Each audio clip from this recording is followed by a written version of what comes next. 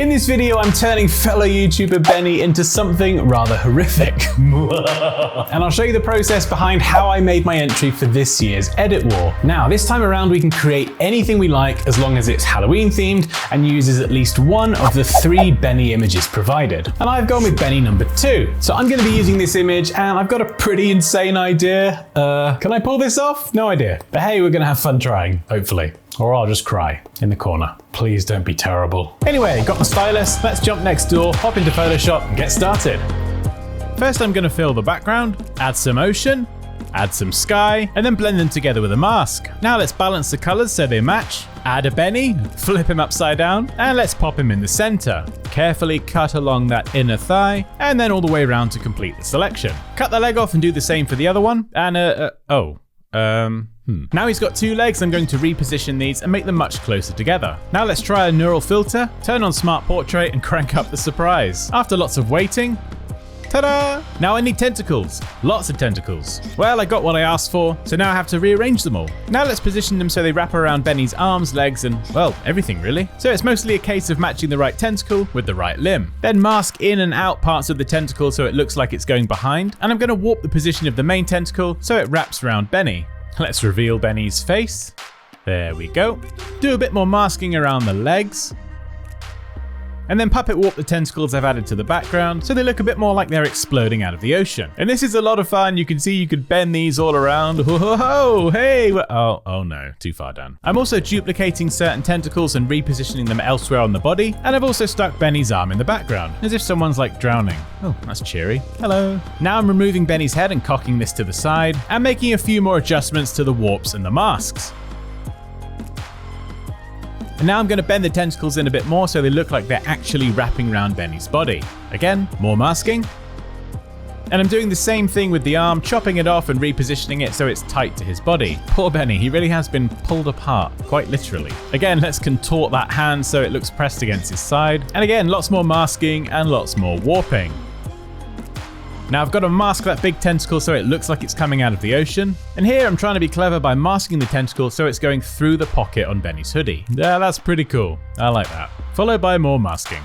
Now, of course, none of this matches the green hue of the background, so I'm using a color balance adjustment layer to balance everything. First Benny, and then all of the tentacles. Now I'm changing Benny's expression again. This is a lot of fun. Let's add a watch and mask this out so it sits on his wrist. And I'm going to add some red bars, which indicates low health, because you're in the ocean with a giant tentacle wrapped around you. Evidently, things aren't going well. Now I'm very lazily cloning out the stuff on Benny's wrist and using exposure adjustment layers to balance the lighting across all of the images in the scene. I'm also using this adjustment layer to add shadows as well to pretty much everything, which can take a long time. And you can use a similar technique to add highlights as well. But first, I'm adding in more shadows. Lots more shadows.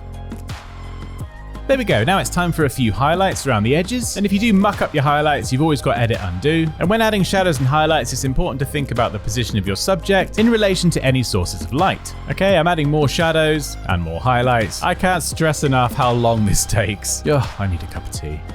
Highlights, highlights, more highlights. Floating arm highlights, which is kind of pointless because I get rid of this in the end anyway. Now I'm going to add a red glow to the watch and then add a few splashes at the base of the tentacles. Because as I said before, I want these to be exploding out of the water. Mask, mask, mask. I'm beginning to see a pattern here. Let's add that same greeny blue hue to the splashes.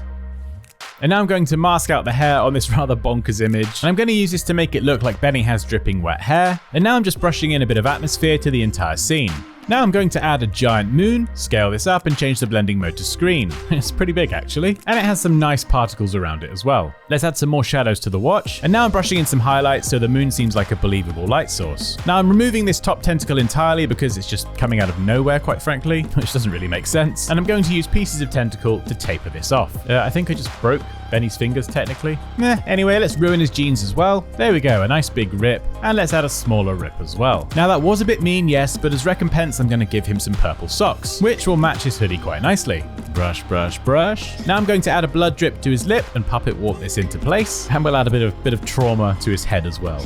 Sorry, mate. Let's add another hand and quickly mask out that unfortunate positioning. And with the fingers masked, reposition them so they wrap around the tentacle. Gotta hold on to something, I guess. Now I'm going to add some raindrops and blend these into the background, hide these with a mask, and then brush in some water droplets. And I'm gonna have water coming off his hair, his clothes, and the tentacles. Let's quickly add a few more shadows to those background tentacles, and maybe go through and just redo some of the highlights. There you go. And now I'm doing more highlights all around the edge of Benny's body in relation to the moon. Moon highlight relations.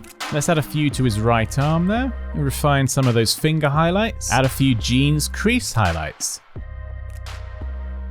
And even add some really subtle hair highlights. Now I'm going to add some foreground elements, a BFT, big fucking tentacle, and you guessed it, this thing needs highlights as well. And I'm going to add a tilt shift blur to create some depth in the scene, and I'm now liquefying that top tentacle just to adjust the shape. This takes a bit of going over, but I really want to taper this off nice and thin. And in fact, I'm just going to mask off the end. There we go, much easier. Now it's time for more shadows. And honestly, this part took bloody ages, having to consider Benny and the tentacle, how they're interacting, and how the light then interacts with both of them. I kept coming back to this throughout the entire process, so if you're new to highlights and shadows, don't worry, this can be pretty tough. Okay, so it's all looking pretty good. Now I'm going to spend a bit of time adding some finishing touches. Enjoy.